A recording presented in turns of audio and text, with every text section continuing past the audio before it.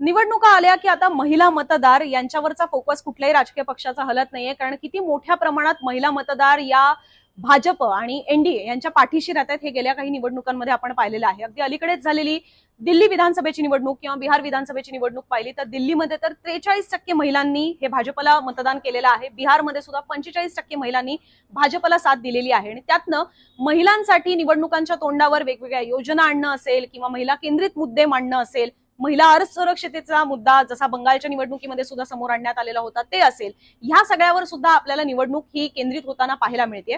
आता यातनं अनेकांना हा प्रश्न पडू शकतो की पश्चिम बंगालमध्ये तर ऑलरेडी लाडकी बहीण योजनेसारखी एक योजना ही 2021 पासूनच सुरू होती. तिथेही ममता बॅनर्जी महिलांच्या खात्यामध्ये 500,000 रुपये टाकत होत्या. महिला नेतृत्व होतं ममता बॅनर्जींसारखं, त्या राजकारणामध्ये सुद्धा महिलांना संधी देत होत्या. त्यामुळे महिला आरक्षणाचा मुद्दा जर असेल तर त्यांनी तर महिला नेतृत्वाला राजकारणामध्ये जास्त संधी दिलेली आपल्याला पाहायला मिळते.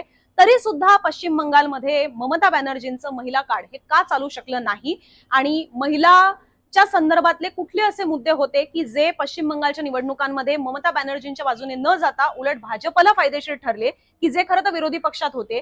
आणि ज्या पद्धतीने महाराष्ट्रात आपण पाहिलेलं होतं की लाडक्या बहीण योजनेला काउंटर करण्यासाठी महाविकास आघाडीने डबल पैसे देण्याचं आश्वासन दिलेलं होतं. महायुती 1,500 देत होती, महाविकास आघाडीने 3,000 रुपये देण्याचं आश्वासन दिलेलं होतं, पण ते इथे चाललं नाही. पण तेच पश्चिम बंगालमध्ये ज्या ममता बॅनर्जी 1,000 रुपये देत होत्या, तिकडे भाजपने 3,000 देण्याचं आश्वासन दिलेलं होतं, ते मात्र वर्कआउट झालं. पश्चिम बंगालमधल्या महिला नेमक्या कशा पद्धतीने विचार करत होत्या, ममतांचं महिला कार्ड फेल का गेलं आणि भाजपचं काय यशस्वी ठरलं, या सगळ्या संदर्भातला सविस्तर रिपोर्ट इथे खाली दिलेल्या लिंकवर नक्की पहा. आणि तुम्ही जर इंस्टाग्रामवर हे पाहत असाल तर मुंबई तकच्या युट्यूब चॅनलवर तुम्हाला या सगळ्या संदर्भातला सविस्तर व्हिडिओ हा पाहता येईल.